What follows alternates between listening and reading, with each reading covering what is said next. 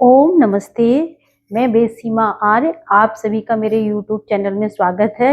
आज मैं आपको 9th क्लास की एसएसटी लोकतांत्रिक राजनीति का सेकंड चैप्टर जो मैंने लास्ट वीडियो में भी कराया था उसका पार्ट 1 कराया था। चूंकि एक वीडियो बहुत लंबा हो जाता है इसलिए मैंने उसका जो अगला भाग था वो रोक दिया था और मैंने उस समय कहा था कि मैं नेक्स्ट वीडियो में अपना आधा पार्ट आप लोगों को समझाऊंगी, तो उसी को लेकर के आज मैं आई हूँ। देखिए, लोकतांत्रिक राजनीति 9th क्लास की एसएसटी का है ये पोर्शन। ठीक है, पार्ट 2 है आप लोगों का है पार्ट 2 है ये संविधान निर्माण। और भाग 2 मैंने इसको अपनी सहूलियत के लिए डाला है और आप लोगों को समझाने के लिए। भाग 2 कहने का मतलब है कि आगे वाला पार्ट है ये।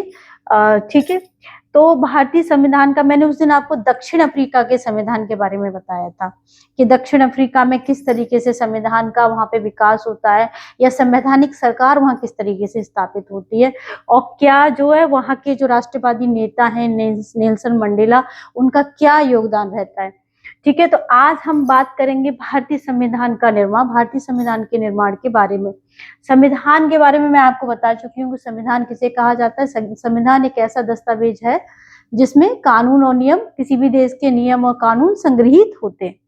ठीक है, अब भारतीय संविधान, अब ये थोड़ा सा है पोर्शन समझने वाला कि देखिए, संविधान कोई ये नहीं है कि आज चलो हम संविधान बनाए, जनता के मन में आया चलो संविधान बनाए, नहीं, ऐसा नहीं है। संविधान का धीरे धीरे विकास हुआ है भारत में।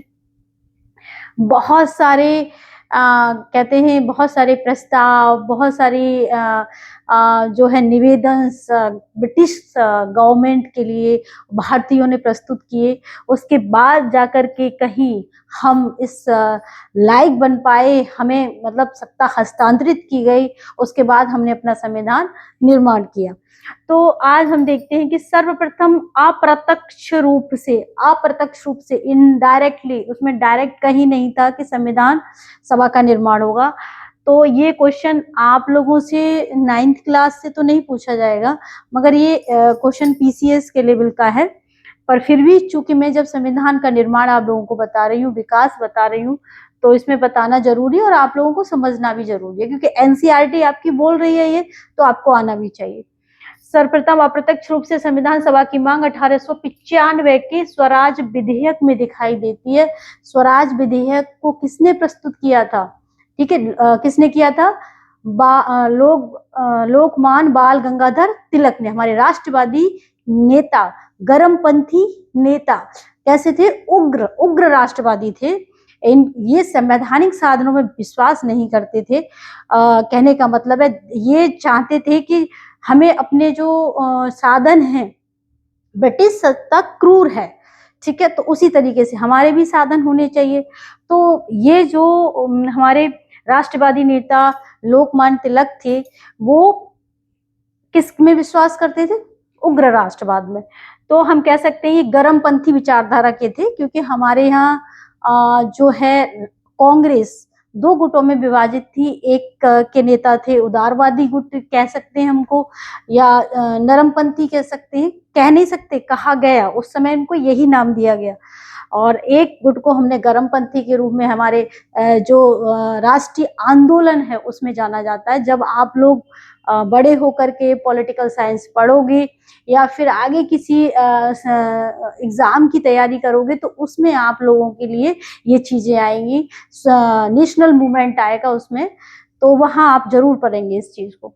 ठीक है, तो स्वराज विधेयक में दिखाई देता है, हमें एक शब्द याद करना है, स्वराज विधेयक, अप्रत्यक्ष रूप से, आगे नहीं। ठीक है, इसके बाद 1922 में महात्मा गांधी जी ने दक्षिण अफ्रीका की तर्ज पर संविधान सभा की मांगी, क्योंकि दक्षिण अफ्रीका में भी एक लंबे टाइम तक संघर्ष चला है, तब जाकर के उसने वो चीज मिली उसको जो हमें मिली, हमें 1947 में मिल गई, मगर वहां भी ये मांग की जा रही थी संविधान सभा की। तो इसी तर्ज पर जो है महात्मा गांधी जी ने 1922 में रखी। तो आपको डेट भी ईयर पता होनी चाहिए और किसने रखी उनका नाम पता होना चाहिए। तो आप लोगों को पता होगा महात्मा गांधी जी कौन है? हमारे राष्ट्रपिता। ठीक है, तो छोटे बच्चे 9th क्लास के होते हैं, उनको नहीं पता होता है कि एकदम से पढ़ते हैं बताया जाता है, सब कुछ है, मगर क्लिक नहीं करता उनके दिमाग में। तो अपने माइंड को क्विक बनाइएगा, ठीक है।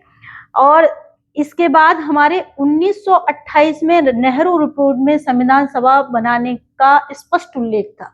तो प्रश्न आ जाता है कि ये बताइए कि इनमें निम्न में से पहली बार किस में स्पष्ट रूप से संविधान सभा की मांग की गई?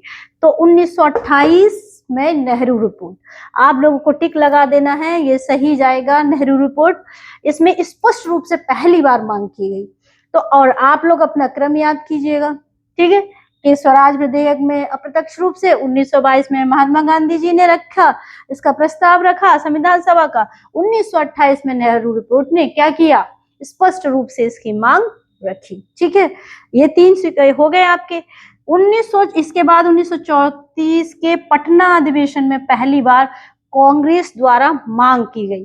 देखिए, कांग्रेस उस समय एकमात्र सबसे मजबूत संगठन था भारत की राष्ट्रवादी विचारधारा का। जितने भी राष्ट्रवादी विचारक थे वो सब इससे जुड़े हुए थे। तो कांग्रेस न केवल एक दल के रूप में था, बल्कि एक भारतीय पहचान भी बन चुका था, या हम कह सकते हैं भारतीयों की पहचान बन चुका था। एक पूरे भारतीय संगठन के रूप में था उस समय कांग्रेस। जितने भी हमारे राष्ट्रवादी नेता थे जिन्होंने अपना सर्वस्व बलिदान किया स्वतंत्रता संग्राम में, वो सब इसके नेता रहे। किसके? कांग्रेस के। तो एक आपने 8th क्लास में ये पढ़ा होगा कि कांग्रेस की स्थापना कब हुई। एक चैप्टर है आप लोगों का SST में 8th क्लास में, ठीक है। तो उसमें आया होगा कांग्रेस की स्थापना कब हुई? 1885 में, ठीक है। 1885 में कांग्रेस की स्थापना होती है। और मैं इसको इसलिए बता रही हूँ बैकग्राउंड लेकर के, जिससे आप लोगों की समझ में रहेगा। 1934 के पटना अधिवेशन में, पटना कहाँ की राजधानी है?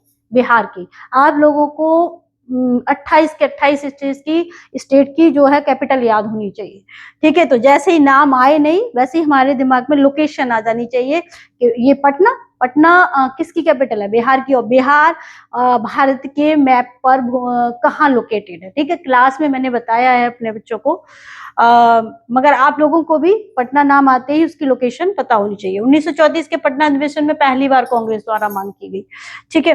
1900 अब ये हो गया। इसके बाद देखिए 1940 के अगस्त प्रस्ताव द्वारा पहली बार औपचारिक रूप से संविधान सभा को स्वीकार किया गया। 1940 में लिन लिथ गो भारत के वॉयसराय आए थे, और उन्हीं के समय में क्या हो रहा है? उन्हीं के समय में उन्होंने एक अगस्त प्रस्ताव आया, तो उसमें द्वारा पहली बार औपचारिक रूप से संविधान सभा को स्वीकार किया गया। ब्रिटिश सत्ता के द्वारा पहली बार भारतीयों के लिए संविधान सभा को स्वीकार किया गया। एक बहुत इंपॉर्टेंट कड़ी है अगस्त प्रस्ताव, क्योंकि इसी में पहली बार जो है ब्रिटिश सरकार मान रही है इस बात को कि एक भारतीय संविधान के लिए संविधान सभा का गठन होना चाहिए, जो भारतीयों के लिए संविधान बना सके।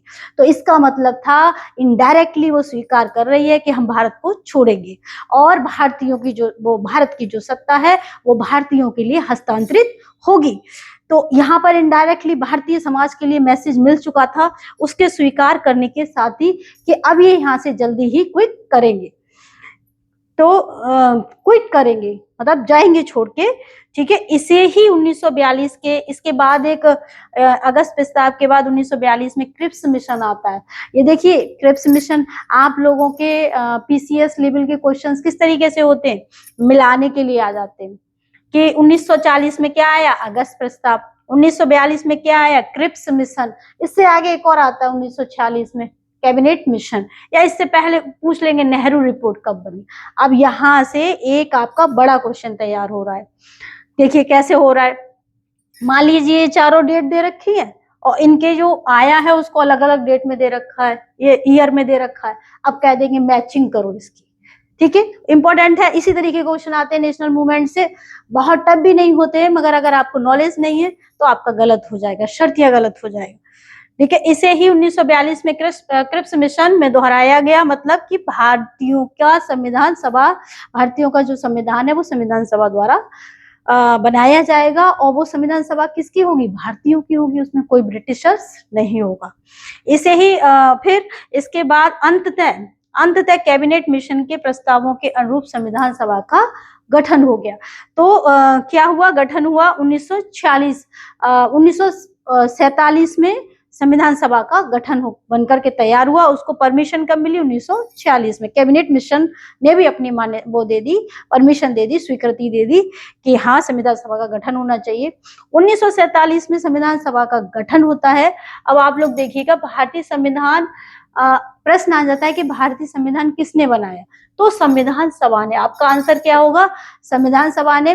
देखिए ये वाला पोर्शन ना केवल 9th क्लास के लिए बल्कि 10th के लिए भी, 11th के लिए भी, सभी के लिए इंपॉर्टेंट है, क्योंकि 11th वाले बच्चों का चैप्टर ही शुरू होता है संविधान क्यों और कैसे, तो उसमें ये सारा चीज इंपॉर्टेंट है।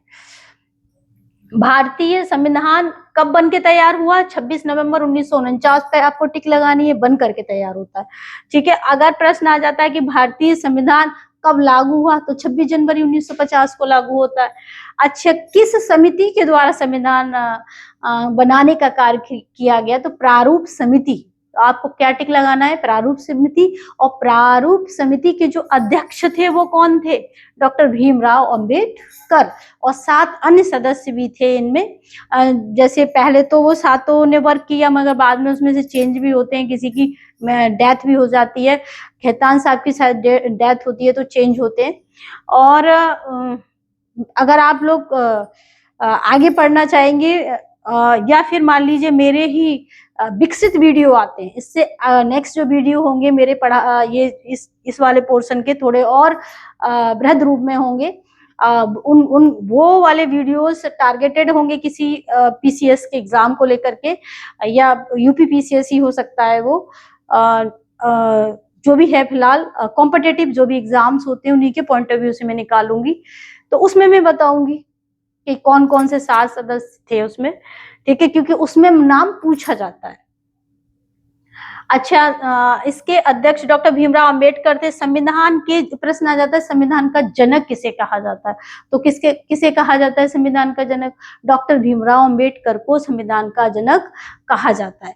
तो अगर प्रश्न में इस तरीके से आते हैं, ये मैंने तकरीबन आपको 10, 15, 20 क्वेश्चन है जो वहां से आपके छू रहे हैं किसी न किसी तरह संविधान के पोर्शन को, तो आप जो है तैयार करें इसको। ये वाला 9th क्लास के हिसाब से बहुत इंपॉर्टेंट है, ये वाला पोर्शन जो 5-7 क्वेश्चन मैंने कराए, ये आपके बहुविकल्पी प्रश्न में भी दिखाई देंगे।